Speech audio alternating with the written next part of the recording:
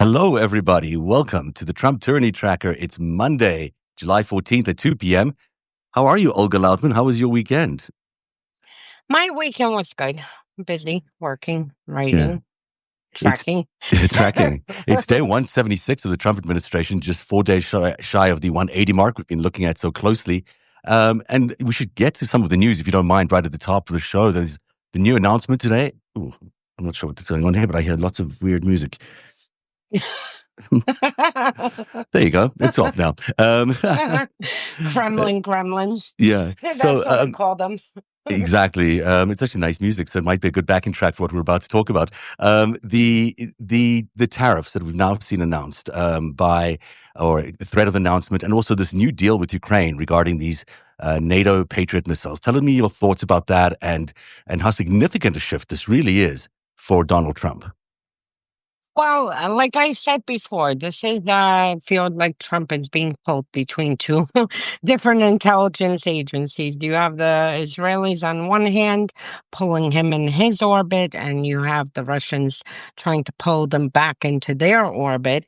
We saw this happening with Iran, and with Trump announcing the resuming of shipments that should have never been stopped, because this is, what Trump got impeached for the first time, stopping congressionally approved aid. It was interesting that announcement took place with Netanyahu there. Mm. So clearly they got, Netanyahu got to him. Um, and that's it. This does look real. I mean, the Russians are pissed. They have been pissed from the chatter, from the information operations. But again, we'll see how long this lasts. The fact that the tariffs are 50 days away, I mean, there's a reason Trump, earned the taco nickname. So we'll see what happens in 50 days. The Senate has, a very strong tariff package with, I believe, now 85 co-sponsors. But Trump, is not passing it. And Lindsey Graham is the biggest champion for it. It's a bipartisan effort. And right now, Trump is still holding back on doing this. It is interesting. We'll see where it goes, that the Senate, part of their defense budget for 26, included, and it passed through the committee, $500 million of aid to Ukraine. So we'll see where that goes. And as far as weapons, I mean, we'll see. With Trump, again, I'm waiting for Patrushev and Medvedev. Like last time, he strayed off out of line, to come out and threaten him. So we'll see where it goes. I mean, How much of the threat against him is being played out right now with the Jeffrey Epstein stuff that we're seeing being released clearly by somebody? There's a lot of Epstein leaks happening all over the place. How much of that is Russia already reacting to some of this? the Russians are involved in this operation. They are involved since Iran. They have taken a shift in their information operations, and since Iran, they have you see the information activity against Trump. So it involved Iran. They were running information operations on World War III, and that Trump is betraying his base by promising no more wars and then starting a war. You saw all the Western shows, like Russia must have sent an emergency email like "Get out right now," Yeah. and make a statement, do a podcast, and you saw Tucker Carlson and all the Russian aligned shows who have been running information operations for them in U.S. and Europe all come out like within 24 hours of Trump announcing, that he was thinking of hitting Iran. Then came the Musk party announcement, and Russia has been doing a lot of operations on that and trying to amplify that. And, it's more to cause more chaos and division here. And then since the Epstein thing, since Elon mentioned the Epstein thing, a few weeks ago, I mean, it's hilarious because, like, Russian chatter, they never cared about Epstein amongst themselves. And here they are, now discussing, oh, why is the government withholding this information?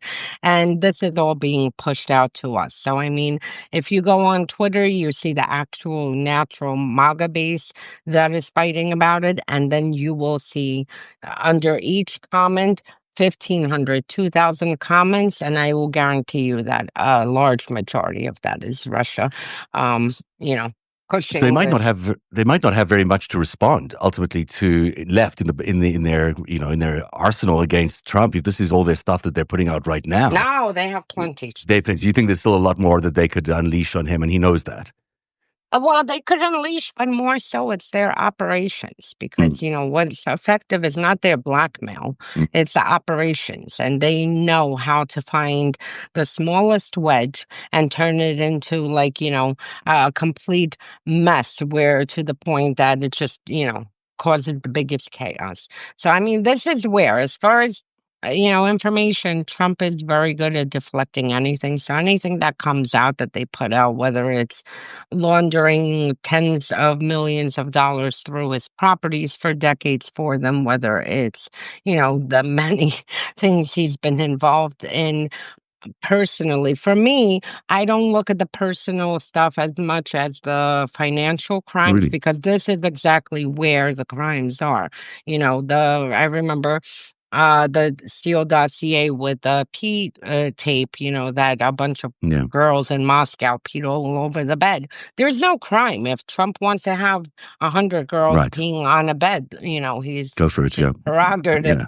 Yeah. The crimes are in the financial, in the agreements, in various, arrangements that are made to interfere in U.S. politics. And then obviously the conspiracy in 2016. How long ago was that planned? Before 2016, between Trump and, his Kremlin linked things. Oligarchs. So, I mean, this is, so Trump, if they release any kind of compromise, he'll deflect it. He'll say fake news. This is, fake and whatever. But if they're good at running operations, and I mean, if they see Americans fighting over lettuce, you will see a whole full blown information warfare on lettuce in order to split people up. But Trump is playing a very dangerous game here. Ultimately, he's sort of letting potentially Russia Sorry, let go. me just answer. Being a pedo is a crime, but it's out of the statute of limitations. So anything that would come out Yeah. right now would not be like criminally, he wouldn't be criminally liable Mhm. because it's out of the statute of limitations. So what I was asking there is about the game he's playing. I mean, he's sort of letting Russia do this to him. He's gambling that it's okay that he can sustain all this hit that he's about to get from Russia and still maintain enough of a position within the base to continue governing, even though he's going to be losing clearly some of that base. It's a very tricky game politically to be playing and very difficult to win. I don't think he's playing it. I think he fell into it. I Right. don't think he has a strategy because you even see with his base. I am pretty sure that there is panic with people in his orbit, who Mm. are like panicked of this very, very public fighting that is happening, splitting his base. So, Yeah. I mean, I don't think that it's something he chose to gamble. I think this is something that, he just fell into. And there's only so many times a con artist can be backed against the, can like weave himself out before being backed against the wall. And in this case, um, he's getting backed against the wall. But ultimately, it is better news for Ukraine. I mean, they're getting weapons. It seems like it's not great news, but it's better news. Look, Trump did so much damage to Ukraine this year that yes, they'll have some defense weapons coming, but it's not going to change what is happening on the front lines. I mean, the only thing which again, grateful if it happens, the only thing is to defend against apartment buildings being hit at night while people are sleeping. But it's not going to change anything. And if you look at the trajectory since Trump came back, Russia has launched more drones and missiles than in the 2.5 years of the full scale invasion.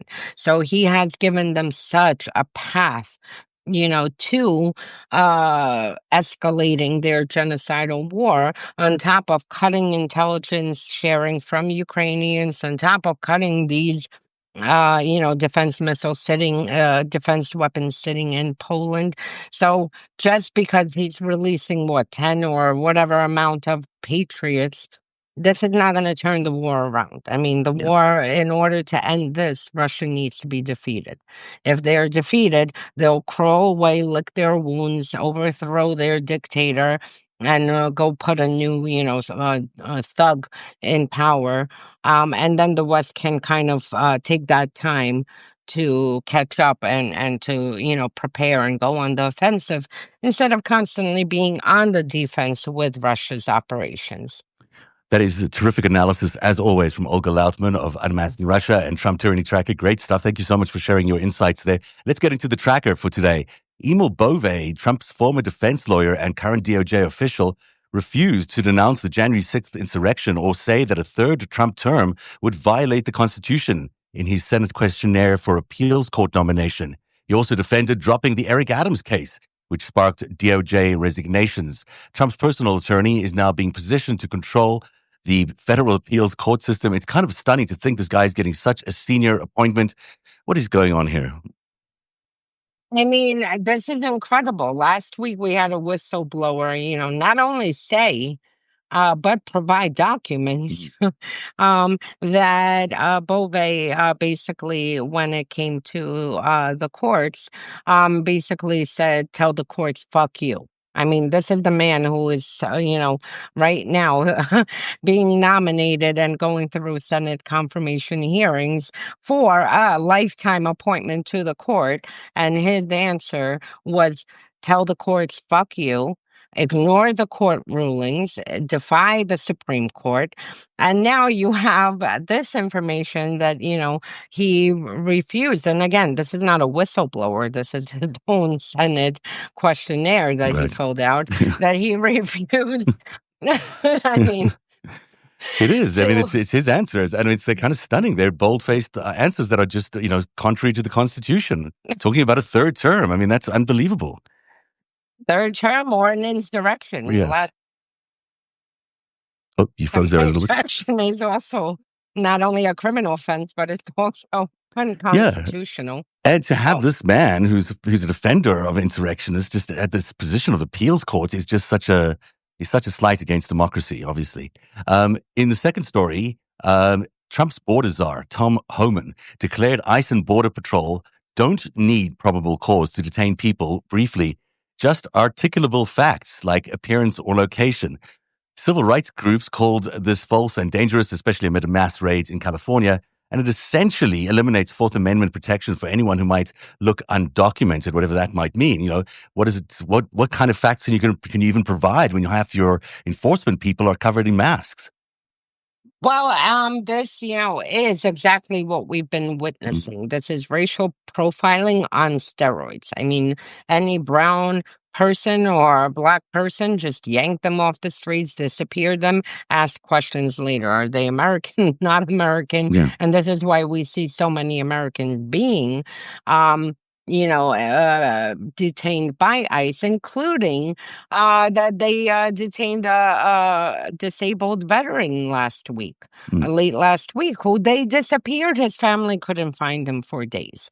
So, I mean, here you have basically Holman saying exactly what the policy is, which, again, last time I checked, it's unlawful to go and target people based on what they look like, or the location. So, I mean, if you're a brown person shopping in Home Depot, that gives ICE the right to say, oh, look, he's brown, he's in Home Depot, let me grab him, hold him, disappear him for days, weeks, and let him try to prove whether he is undocumented, documented, TPS, American-born citizen.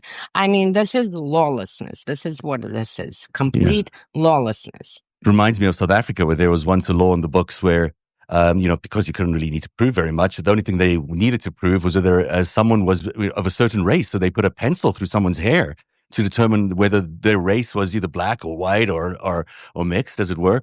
And that was enough to determine what happened to them. It's the same kind of ridiculousness. It's just, oh, you look a little bit like that, so you must be guilty. Yep. No, it's 100%. It's outrageous. It's lawless, and we need to really push back against this. And Tim just said, about the citizenship.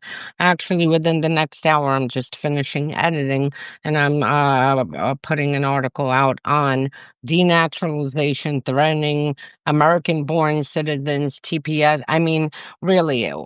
Since the day that we started this, Yeah, we have been saying immigrants are the test yeah. case. It starts with immigrants, ends with the Rosie ODonnell, or, denaturalizing the Office of Reimmigration, where they want to ethnically cleanse America and make it white. So this is, I mean, what is happening. And luckily, they're not taking years, they're taking months to show what their true intentions are, and they haven't solidified power enough. So we really need to push back on this because it's outrageous. So there's more news from the Department of Justice. Attorney General Pam Bondi, Blondie. purged at least 20 justice. Laura Loomer, Blondie. She Blondie. renamed her. That's a great one, actually. Purged at least 20 Justice Department officials tied to former special counsel Jack Smith's investigation into Trump. Many were not prosecutors, but support staff and U.S. Marshals. A DOJ weaponization working group led by extremist Ed Martin identified the targets. This represents systemic elimination, obviously, of anyone who investigated Trump's crimes, but it's the support staff? I mean, really? The purge continues. Yeah, Anyone who is not fully aligned with Trump's extremist agenda, or who was involved in anything Russia related, investigating the insurrection, investigating the documents case, because apparently it's Trump, claims that it's perfectly fine to steal top classified documents, have them sitting in your ballroom. So anyone involved is a target. And the fact is that this weaponization group is being run by a Russian asset. Ed Martin appeared over 250 times on Russian state TV, spewing garbage about everything, including attacking the U.S. intelligence agency, U.S. role in assisting Europe and Ukraine. I mean, this is who is running this yeah. weaponization, new task force, while they shut down actual real task force, to track counterterrorism and whatnot. So this is who is putting these lists together. And again, now they're going after the easy targets. Soon it's going to be, Russia's going to send a list. Here, can you get rid of these people? They investigated our roles in various things, or sanctions evasions and whatnot. Let's move on to the story you mentioned a while ago, Rosie O'Donnell's citizenship, because Trump has said that he's considering taking away Rosie O'Donnell's citizenship because she's not in the best interests of the United States. This would Mhm. be unconstitutional, of course, but as O'Donnell was born in the United States, this can't happen to her. But the threat represents Trump testing whether he can strip citizenships from critics, even if they're citizens, a power no president has ever claimed. I mean, we've certainly seen him try to do this with other forms of permanent residents and other kinds of people, but citizens, and that's the final frontier, obviously, and he can't do this. I mean, there's no law that lets him do this. Well, again, he can't do this, but someone has to stop him. Mhm. And he's this is so now you have two things happening. You have Trump threatening O'Donnell, which we all knew. I mean, when Yeah. they say they came for them and we looked the other way, and on and on and on, and then they came for us. This is what is happening. First, it's undocumented immigrants, and then it ends up with a Rosie O'Donnell, born, I believe, in New York. Mm. Um, but two things are happening. One, he's threatening, unconstitutionally to strip citizenship away from someone who was born in the U.S. But at the same time, how many times has he threatened already to send U.S. born citizens to gulags in El Salvador, or Sudan or Libya or other places if they're dangerous criminals. Yes. Who defines what a dangerous criminal? Because for him, apparently, someone like Rosie O'Donnell is a dangerous criminal. Anyone who speaks out against this regime is a dangerous criminal. So, I mean, this goes hand in hand with one, them threatening to disappear, U.S. citizens born to overseas, and two, threatening to revoke citizenship from a U.S. born citizen. Now, SCOTUS has backed the first one of those scenarios, and they've said that it's okay to send people to South Sudan and other foreign prisons. The thing about Rosie O'Donnell that's kind of stunning to me is this is a long time beef of him and her. Like, it's been going on for years, if not decades. And it's the alignment between what he sees as U.S. interests and his own interests are just colliding, and you can sort of see that authoritarianism bent just happening in real time as he just thinks anyone who's attacked him ever is an enemy of the United States. But that is exactly what he did say. He campaigned on this. Yeah. Adam Schiff is an enemy of the people. The media is an enemy of the people. Anyone who holds it, tries to hold him or anyone in the government accountable is an enemy of the people. So this is exactly what he campaigned on. I mean, this is a very Stalin-esque thing. Mm-hmm. Russia, Putin does it now, taking from his predecessor. So this is, something that he wants to test out here, and we're seeing it happen. Mm-hmm. Normally I would dismiss something like this if it was 2017 and, we actually had a normal Supreme Court. And at that time, Congress was semi-normal. At least they weren't fully captured. I'd be like, okay, this is bluster. But I mean, he's actually taking actions to do these things. I mean, we see green card holders being stripped of citizenship. A New Hampshire man who's had the green card went to Canada and is not being allowed to Yeah. return. After spending 4 decades in this country. Yeah. So I mean, we are seeing him test these limits. We are seeing him, you know, his ICE thugs, mass thugs running around grabbing American citizens and detaining them, disappearing them, not giving them access to a lawyer until finally someone, there's enough noise made about it. So that's why I take it serious because, yeah, that's why I take it serious. And someone just asked the Office of Reimmigration. This is a new State Department office that basically, I mean, goes after the far right ideology, the extremist ideology, Nazi ideology of cleansing a country to bring everyone here who is here um to follow the ideals of this country and the values, whatever these values. Yeah. I They mean, seem Trump's changing all the values. time. Yeah.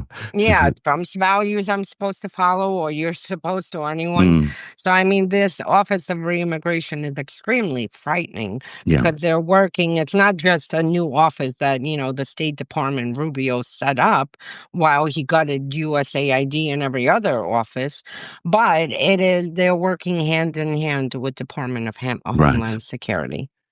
So this issue obviously is a big one for you. Keep raising it. What should people do, particularly about this issue, about this office? What steps should they be taking? Call Congress. Call Mm, Congress. Call your local officials. Call your attorney general. Call everyone. Sign petitions. But I mean, I am still in shock, and this is a failure of our media.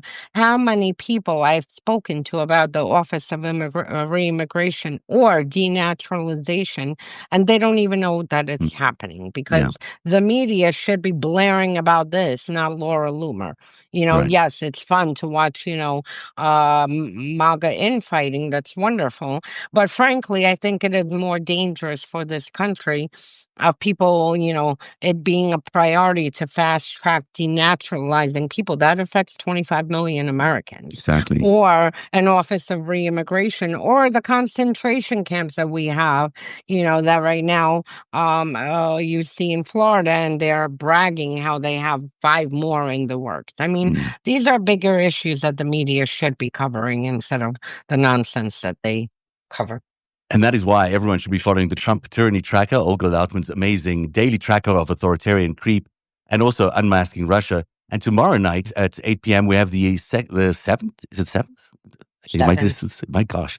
In our sessions of Authoritarianism 101, what do we have tomorrow night for our paid subscribers?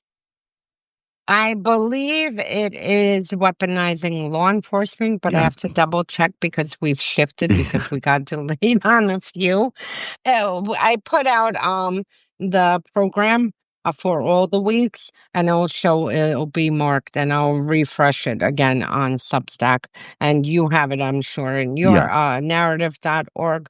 But we've shifted several times because we got They're great sessions. They keep going longer and longer on each topic. So, what we'll end up doing is sort of one a day instead of the two initially that we planned per session. But I think you're right about the law thing because we never got to it last week. So I think that's the one that we're going to be doing this week. And if people It's want to on read, the timeline. yeah, We'll yeah, definitely have something. But yeah, these sessions are great because it literally addresses every single one of these tactics, delves into it, and plus we get to actually see and hear from people instead of seeing names, yeah. just scrolling, we actually get to meet people and And it's have time to talk and just, conversations with yeah. people. Yeah, it's great. It really is really enlightening, and it tells us exactly what the mood is on the ground in so many parts of America. Is there anything else you wanted to mention for tonight's shows, or is there any other stories you wanted to throw in?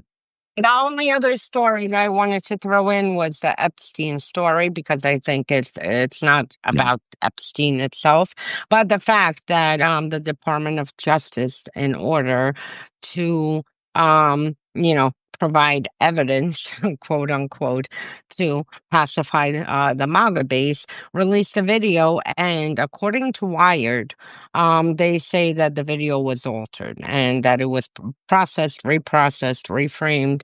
And the fact, not more so that it's Epstein, but the fact that this continues to happen, where we have U.S. law enforcement, Department of Justice, which used to be gold standard around the world. The Pentagon, when it came to Iran, the fact that they are fabricating or releasing partial information or intelligence, yeah. this should But where worry was us this all. tape? Why did it suddenly appear after 6 years? They told us all along there's no tape, there's no tape, and now there's a tape, and now it appears to be doctored, and there's other suggestions that the things were on the tape that we've not seen before yet. So and maybe it was as much as 3 minutes that are missing from the tape. There's just so much that we don't know about the authenticity of this tape. It's really troubling. And of course, But we it came know, from Department of yeah, Justice, it's so official it Department of didn't. Justice Yeah, evidence. it didn't just float out, Yeah, of nowhere. And for me, the bigger issue is again the tactics being used because when people start, altering agencies, start altering intelligence, um we're in a problem. We have a yeah, problem, and this is happening with the Pentagon. It happened with Iran. It's happening with Epstein. It's happening with the economy, where people, fear that the Department of what is it, Labor Statistics, the Bureau of Labor Statistics, be intentionally, unintentionally might be releasing, you know, reports that are glowing to the regime. I mean, we're so in Russian Kremlin, so territory. Kremlin. It's This just is the in playbook. Russian territory. Yeah, Every single agency, yeah, whatever the reports are, they're always matching the agenda of the Kremlin. And I mean, again, our economy is the gold standard. And if we are fabricating job reports, inflation reports, and everything else, again, will hit a major problem. So yeah. We're definitely messing with the truth. That is the Trump Tyranny Tracker for today. I'll be back in about 30 minutes with Dean Blundell for Five Stack, and we shall see you then, the top 5 stories of the day. And we'll be back tomorrow for the Trump Tyranny Tracker at 2 p.m. Don't forget to sign up to the Trump Tyranny Tracker.substack.com and narrative.org. And have a great day, Olga. We'll see you tomorrow. we'll see you tomorrow. Bye. Bye, everybody.